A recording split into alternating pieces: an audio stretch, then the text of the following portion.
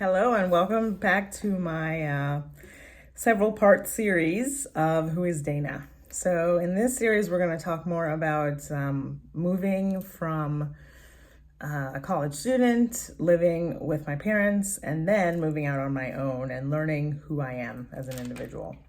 So basically it was really important to have my own place. For whatever reason, that was one of the most important things in my life. Also, living with your parents when you're older, it gets really tricky. So you want your own space. You want to define yourself. You want to find what you love and all those things. So I was able to sell my property in the west coast of Florida, and I had enough money to buy a place that was perfect for me. And I had enough for the closing costs, and I was a first home buyer. I had never rented until I met my husband. Never rented a home. I always had as a homeowner. That's very rare, especially nowadays. So that I'm very blessed to have gone through that. So when you're in your own space, you get to, the upside of this is that you get to create everything, every look, the paint on the wall, the furniture. I got to pick everything out, and I paid for it on my own dime with my own money. And for me, that was really empowering. I had to do that. And one of the reasons why I knew I wanted to have so much independence is because I was also learning a lot of things that are a little bit more esoteric, like astrology, human design, numerology. I dabbled in a little bit of everything. So with astrology, I learned that I had 4 planets in Aries. So what does that mean? I am very self-contained. I can do things on my own, and I don't need to be coddled, basically. So that adventurous spirit is inside of me. I've gone skydiving twice. I've done beautiful, fun things in my life. Somewhat risky when you think about it, like going to parties on my own, but meeting people and, enjoying life. And I always felt protected, which is very important as well. But back to living on my own, I was able to focus on things and learn about who I was as an individual.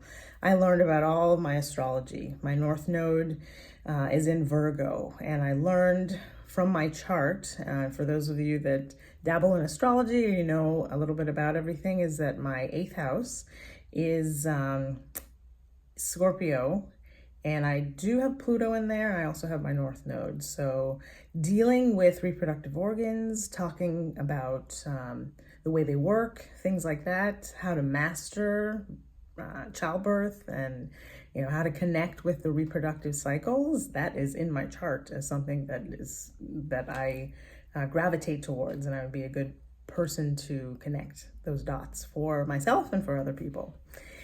And I have done that, definitely. I've learned a lot about that, and I hope I'm sharing that with all of you. I also learned a lot about human design. Human design is taking astrology, the I Ching, the chakra system, and putting it all together.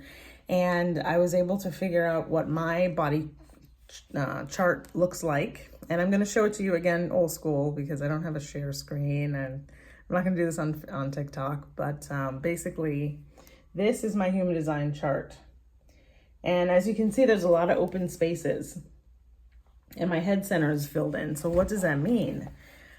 My environment is very important to me. So living on my own, being in my own aura, sleeping by myself, that was very, very important to me. It was actually very beneficial to my human design. When I move into a space, I absorb everything, all the emotions, all of everything. And that's why when I was growing up, I was so sensitive, because my chart was basically wide open except for my head center. So what does that say about my head center? It means that I'm able to connect the dots and help other people connect the dots from a mental perspective, and really go into the details and what's going on in the subconscious mind. And for me, learning this and learning about human design, getting readings from folks that are really good with explaining human design. I got a 9-hour reading from geneticmatrix.com, and his name is John UL. I can put his link in the comments. You can have that information. but it's geneticmatrix.com. And he's based out of the UK, and he does readings for people with human design. You have to know your date of birth, time of birth, and location. And it has to be very accurate, because the reading is based on that. And that is how you're imprinted. You're imprinted at birth. So basically, I was able to learn a lot about my human design, and I learned that I am a mental projector. So what does that mean? I have the ability to really help other people and guide them, and I'm a guide. So the projector is a guide. I'm here for the other, not for myself. Also in human design, I learned that my mind is not in the driver's seat. Your mind is always in the passenger seat. It's probably that nagging person in the passenger seat telling you where to go, like blah, blah, blah, blah, blah, blah, blah, blah. And you just have to keep them in the passenger seat, because your soul is driving. Your soul and the universe is helping you drive that truck, train, whatever you're driving, to your next destination. And I learned about inner authority and a lot of things. It's way too many things to talk about in this video. So I could probably make a human design video in the future, because there's a lot of different types of human designs, just like blood types. There's 4 blood types. So there's 4 types of human design characteristics in the world. Mine is, I think projectors around 21 to 24% of the population. And within that, mental projectors are less than 1% of the population. So I knew that I had a specific design and a specific track in life. So that really helped me. And numerology, I'm a 9 in numerology. So this is, a finalization of lives. I know I've been here on this planet many, many times. I can definitely feel that. I get things that other people don't really understand quickly, and I know that happens over having many lifetimes on this planet and having a lot of in-depth information. When I lived on my own, I realized and I learned that I had to love myself, because I was the only person in the room sometimes. And when you're the only person in the room, you become your best friend. And if you're not a good friends with yourself, it's going to be a really rocky road. So there were some days where I was fighting becoming my best friend, and it was a long road. And I lived alone by myself without a roommate or anything. I mean, I had friends, I went out and stuff, but it was just me when I got home. And that was 9 years of living on my own and really connecting with myself. And I found Louise Hay's work, and I found mirror work. And that's where the magic started. That's where I learned how to look in the mirror and really love myself, and really get in there and be like, Dayna, I love you. I really love you. I love, appreciate, and approve of you.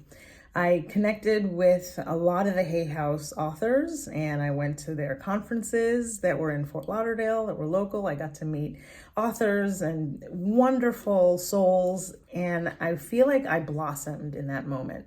And I learned that, in religion, they show you to give and give and give until you can't give anymore. And if life is supposed to really work for you, especially moving to that next step of going from bachelorette to being married, you have to be able to be a receiver. So I learned how to receive. I learned how to allow, the art of allowing. I listened to a lot of Abraham Hicks in those days as well. He was another spiritual teacher that talks about the vortex and learning things and connecting and being soft on yourself and really being a light, your own light in the darkness. So that was beautiful. And what I got out of all of that was that we're here to know thyself. And that's written on ancient walls and ancient texts. Know thyself. So the whole journey in my 20s and early 30s was to really know myself. And I learned a lot. And I could have never done it if I was in an environment where I was distracted and people were, all around me, and I never really did the inner work. So I had to. There was nothing else to do but the inner work. So I went through my Saturn return at 28 years old, living on my own and really getting to know who Dayna is. So now we're going to move on to the next chapter in my life, the next video, and we'll talk more about, the next step of my life, which is marriage and parenthood.